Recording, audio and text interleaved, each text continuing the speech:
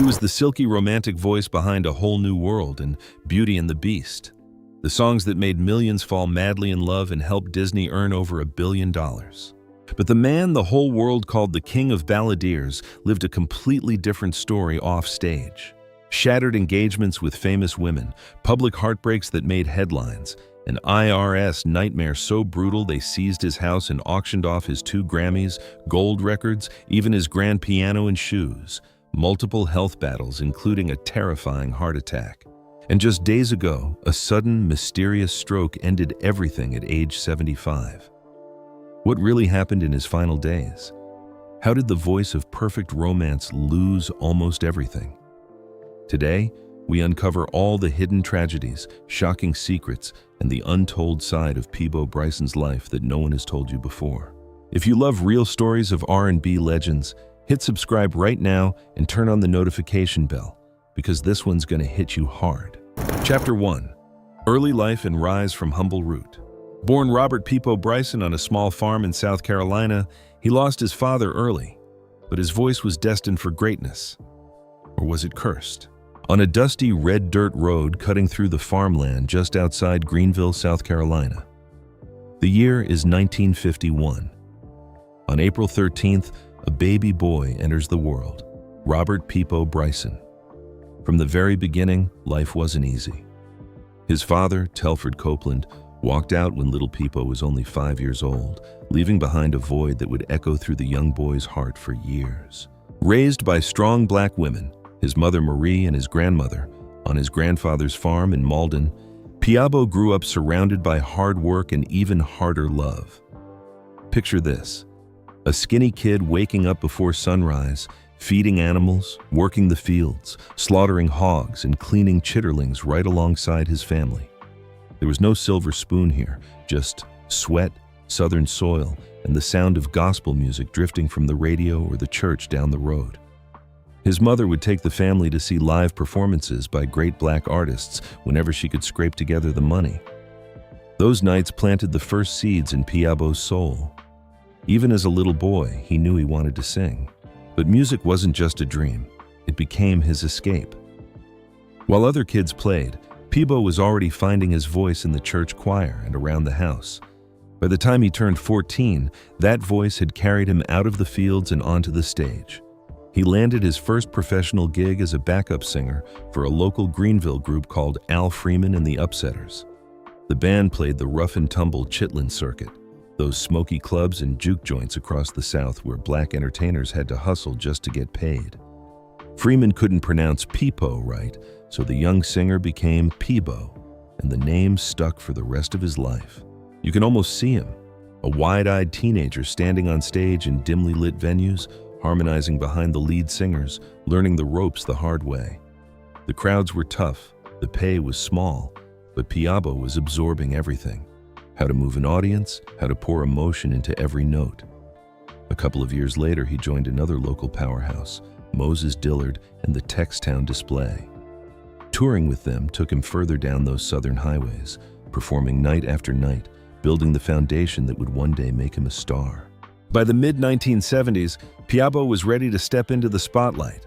In 1976, he released his self-titled debut album Peabo on Bullet Records, a subsidiary of Bang Records out of Atlanta. This wasn't just any debut. He wrote most of the songs himself, and the background vocals featured some serious talent, a young Luther Vandross and the legendary Cissy Houston. Tracks like I Can Make It Better and Underground Music started getting regional airplay and caught the attention of bigger labels. Capitol Records came calling in 1977, and Peabo's career began to take off with gold albums like Reaching for the Sky and Crosswinds. On the surface, it looked like a classic American success story, a country boy with a golden voice rising from the farm to the charts. But even in those early days, the pressure of fame started to show. Peabo was being pushed as the smooth, romantic balladeer, the voice of love. Women loved him. The industry marketed him as the perfect gentleman who could melt hearts with a single note. Yet behind that silky image, his personal life was already complicated. He became a father at just 17 when his daughter Linda was born in 1968. The weight of responsibility, the road life, the expectations, they all pulled at him.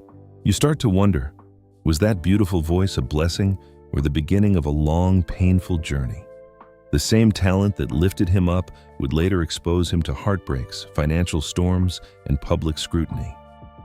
Even as a young man chasing his dream on those dusty southern roads, Peabo was already carrying more than most people knew.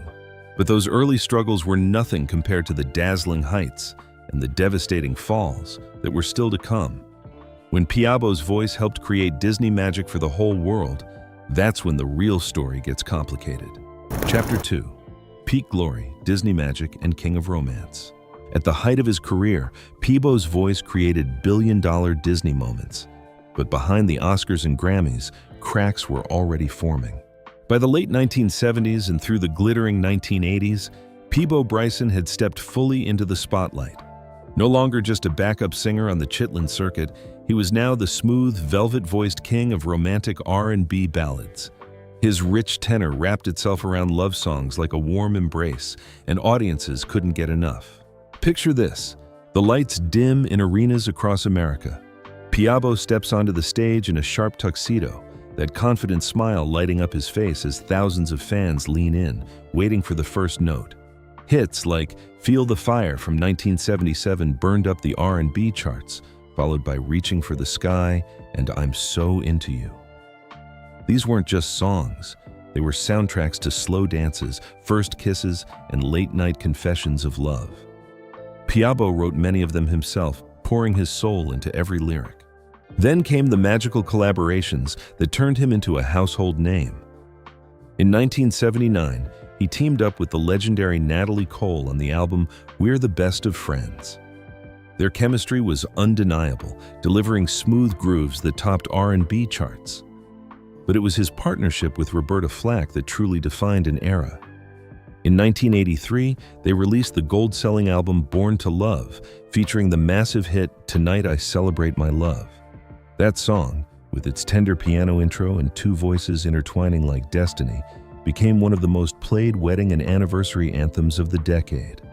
Peabo and Roberta sounded like they were singing directly to each other, even if they were just two professionals creating magic in the studio. He didn't stop there. Duets with Natalie Cole again, Angela Bofill, and others kept the momentum going.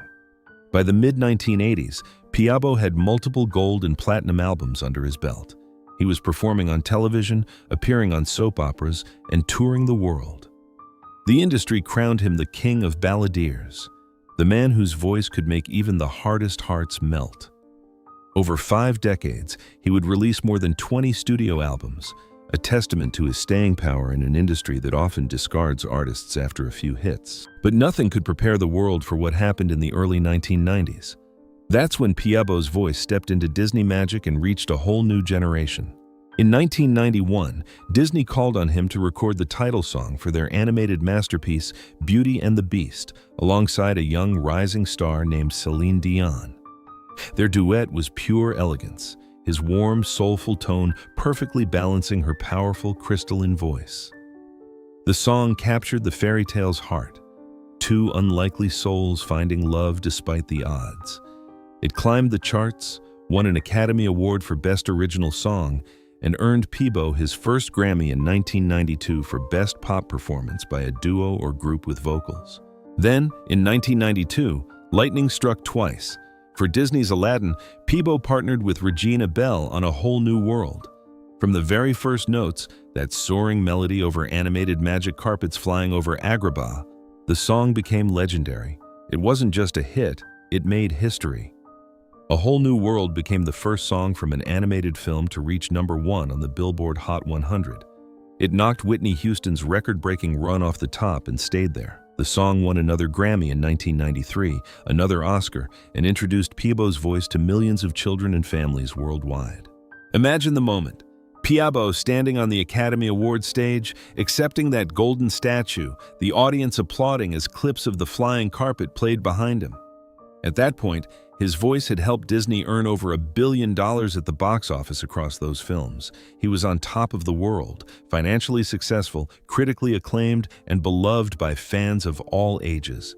The king of romance had conquered pop, R&B, adult contemporary, and even the family entertainment kingdom. Yet even in these shining moments, subtle cracks were beginning to form beneath the surface.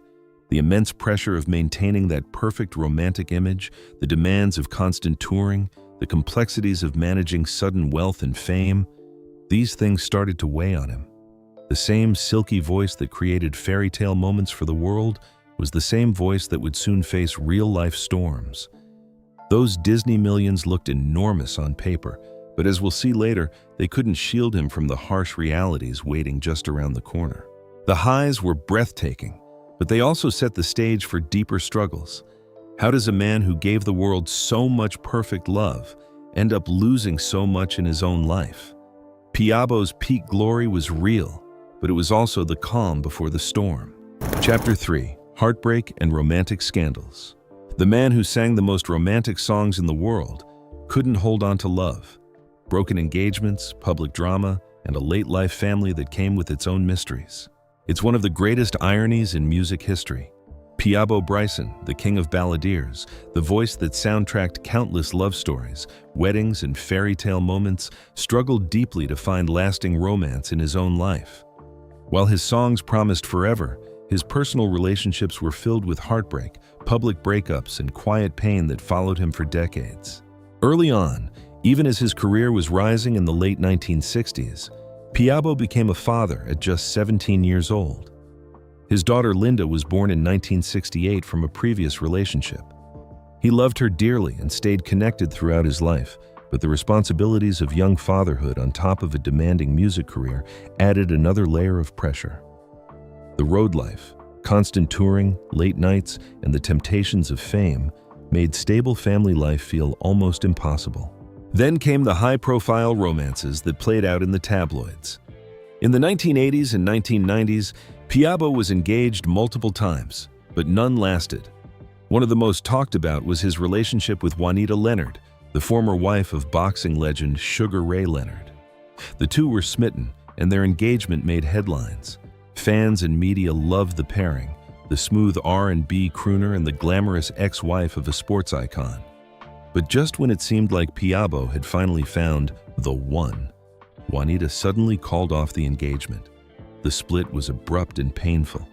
Reports at the time suggested the pressures of their very public lives, combined with past baggage from her previous marriage, created too many complications. Not long after, Juanita married Atlanta Braves outfielder Otis Nixon, leaving Peabo to face the embarrassment and questions from fans and interviewers. Imagine the scene: Peabo sitting alone in a luxury hotel room after another sold-out show, the echo of applause still ringing in his ears, but the silence at home deafening. He had just poured his heart out on stage singing about eternal love, only to return to the reality that his own search for it kept ending in goodbye. That kind of contrast cuts deep. The man the world saw as Mr. Romance was quietly nursing a broken heart. Next came another high-profile engagement in the 1990s with Angela Thigpen, a former Miss Virginia Teen USA who went on to become a model and actress. They seemed like a glamorous couple, often seen together at industry events. The engagement lasted a few years, and there was real hope this one might lead to the altar. But once again, things fell apart. The couple eventually went their separate ways without a dramatic public blowout, but the repeated pattern of near misses started to weigh heavily on Peabo. Friends later said the constant spotlight on his love life, combined with the demands of maintaining that perfect voice of love image, made real intimacy difficult. The pressure to live up to his own songs became a quiet burden. For years, Peabo carried that loneliness. He focused on his music and raising Linda as best he could from the road, but the ache of wanting a complete family never fully went away. Then, in a beautiful twist later in life, everything changed. In the mid-2000s, while on tour, Peabo met British singer Tanya Boniface, a former member of the UK R&B girl group The 411. Despite a nearly 30-year age difference, their connection was genuine. They bonded over music, shared values, and a quiet understanding of the industry's ups and downs. On July 20th, 2010, they quietly tied the knot in a private ceremony. For the first time in years, Peabo seemed to have found peace. Their love story bloomed into a late-life family. On January 1st, 2018, some reports note late 2017, Tanya gave birth to their son Robert, often called Kit. Peabo was in his late 60s, a proud, doting father all over again. Videos and rare family photos shared in his final years showed him beaming with joy, watching young Robert dance or perform. Tanya stood by his side through health scares, including his 2019 heart attack, offering the kind of steady support he had longed for. One quiet evening, years after the broken engagements, Peabo sat at his grand piano in a dimly lit room, the same piano that would later be auctioned off. He played the opening notes of "Tonight I Celebrate My Love," the song he had made famous with Roberta Flack. But this time, there was no audience, no duet partner, just him, singing softly to an empty house. Tears welled up as he whispered the lyrics he had given to the world so many times. In that moment, the king of romance felt the full weight of his own solitude. The voice that healed millions couldn't quite heal the cracks in his own heart. Yet he kept going, believing that one day, real love would arrive. And it did, with Tanya and little Robert. Their marriage brought him happiness in his later years, a beautiful but hard-won ending after decades of romantic storms. Still, those old dramas and the image he carried never fully disappeared. The public continued to see him as the fairy tale singer, while only those closest to him knew the real man behind the ballads. A man who had loved deeply, lost painfully, and finally found peace when the world wasn't watching. But even as Peabo found some personal happiness at home, another kind of storm was brewing, one that would strip away the material success he had worked so hard for. The IRS was coming, and they were about to take everything, including his Grammys. Chapter 4, The IRS Nightmare and Financial Ruin. He helped Disney earn over $1 billion at the box office. Yet the IRS seized his house, auctioned his 2 Grammys, gold records, grand piano, even his shoes.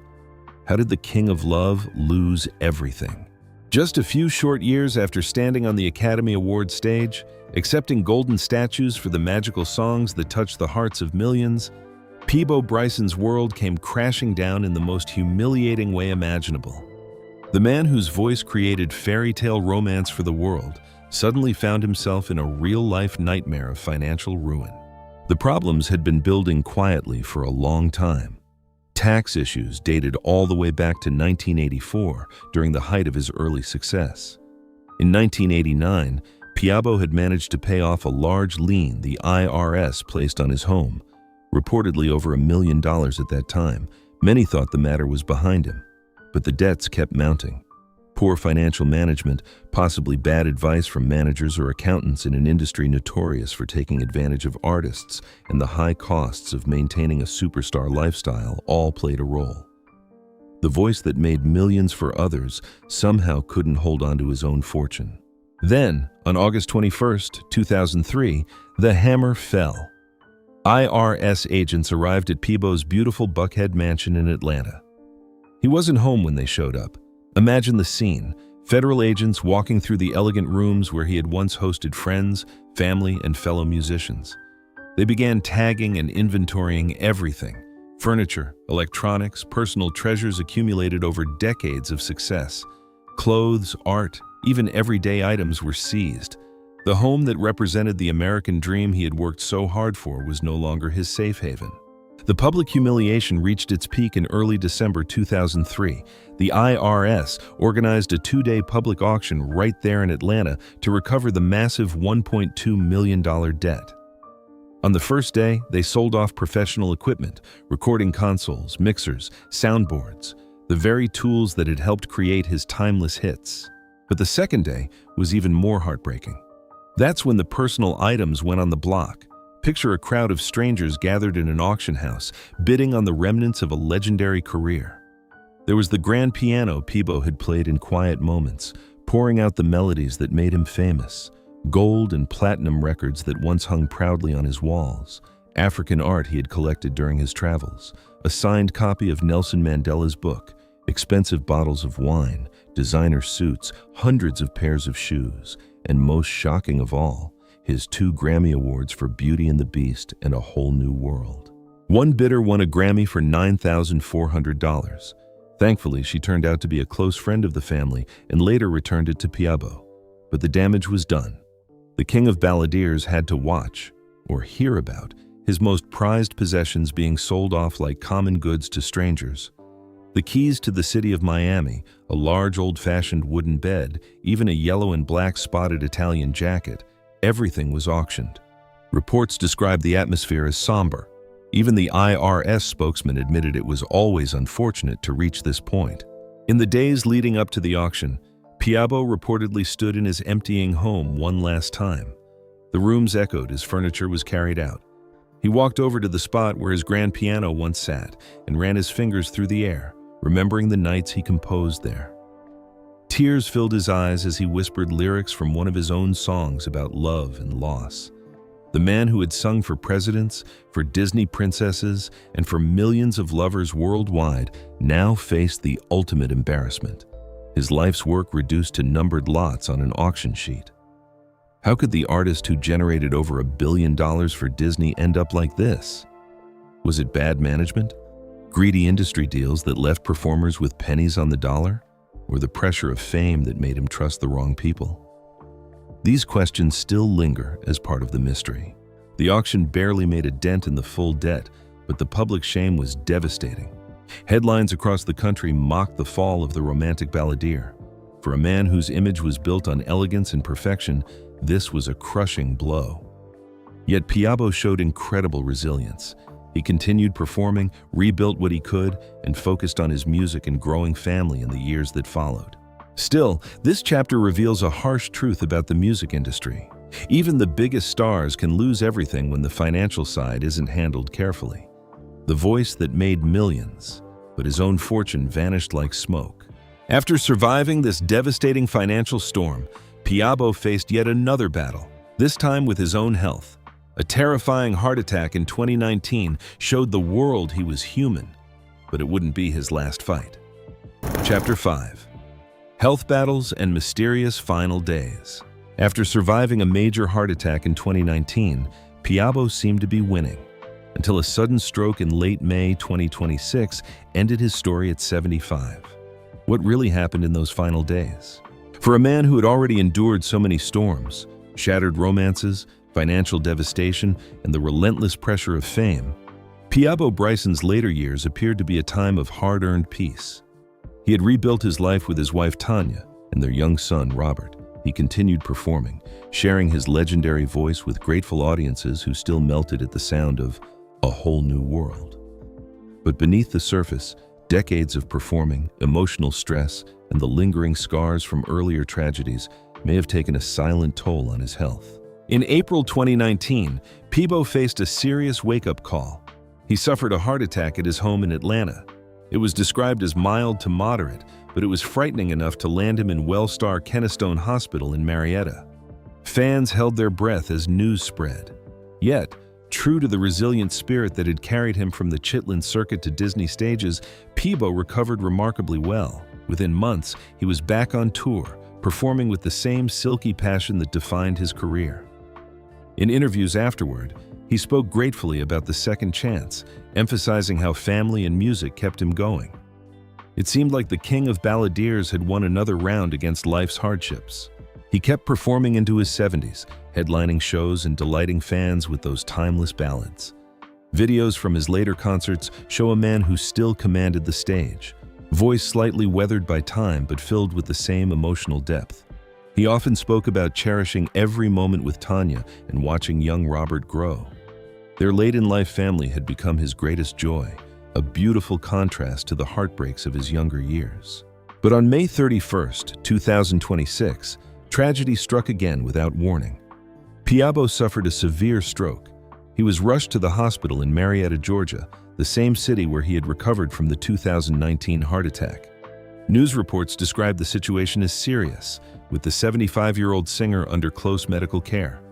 Fans and fellow artists flooded social media with prayers, hoping for another miraculous comeback. For a few days, there was cautious optimism. After all, Peabo had beaten the odds before. In the quiet hours of that hospital room in late May, Peabo lying there, surrounded by the steady beeps of machines and the soft voices of his loved ones. Tanya holding his hand, their young son Robert perhaps sitting nearby with wide eyes, not fully understanding the gravity. Peabo, the man whose voice had once filled stadiums, now fighting in silence. Maybe in a lucid moment, he softly hummed a few notes from Beauty and the Beast, the song that had given the world so much magic. His eyes might have met Tanya's, conveying a lifetime of love, pain, resilience, and gratitude without needing words. The same heart that had poured out romance for millions was now tired from carrying the weight of decades of performance, stress from public scandals, the humiliation of the IRS auction, and the quiet loneliness he had masked so well on stage. Decades of touring, late nights, emotional highs and lows. They all catch up eventually. What hidden health battles had he been fighting alone? The stress of earlier tragedies may have weakened his body more than anyone realized. Tragically, Peabo's fight ended on Tuesday, June 2, 2026. He passed away peacefully at approximately 5 p.m. Eastern Time in Marietta, Georgia, surrounded by his wife Tanya Boniface, their son Robert, daughter Linda, and closest loved ones. The family released a heartfelt statement. He transitioned peacefully, surrounded by the love of his family and those closest to him. They asked for privacy as they mourned, while expressing gratitude for the outpouring of love from fans worldwide. In the end, Peabo didn't leave behind material wealth accumulated from his Disney millions or recovered Grammys. What he left was far more valuable, a priceless musical legacy that belongs to all of humanity. His ballads continue to soundtrack love stories, weddings, and family movie nights. His voice still creates a whole new world for new generations discovering Aladdin and Beauty and the Beast. The King of Balladeers may have faced mysterious health struggles rooted in a lifetime of passion and pain, but his music remains immortal, healing hearts long after his own stopped beating. Peabo's final days remind us how fragile even the strongest voices can be. The man who sang about perfect romance endured imperfect realities, but he left the world richer in emotion and melody. Even in loss, Peabo Bryson's story is one of incredible resilience. From humble Southern roots to global stardom, through heartbreaks and financial ruin to a peaceful final chapter surrounded by love, his voice will echo forever. Looking back on Peabo Bryson's life, it's clear he was so much more than just the silky voice behind A Whole New World and Beauty and the Beast. He rose from humble Southern roots, became the undisputed King of Balladeers, gave the world timeless romance, survived heartbreaking love stories, a devastating IRS nightmare that stripped him of everything, and still kept singing with grace until the very end. Peabo showed us that even the greatest voices face unimaginable storms, shattered dreams, public humiliation, and health battles fought in silence. Yet through it all, his music continued to heal hearts and create magic for millions.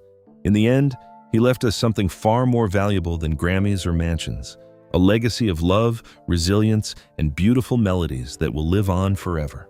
So tell me in the comments, what's your favorite Peabo Bryson song? Which moment in his story touched you the most? Did his journey remind you of anyone in your own life? Drop your thoughts below. I read every single comment and love hearing from you. If you appreciate these deep, untold stories of R&B and soul legends, the triumphs, the tragedies, and everything in between, then hit that subscribe button right now, turn on the notification bell, and join the Black Legend family. We drop powerful videos like this every single week. Rest in peace, Peabo Bryson. Your voice created a whole new world for all of us, and it will never fade away. Thank you for watching. I'll see you in the next one.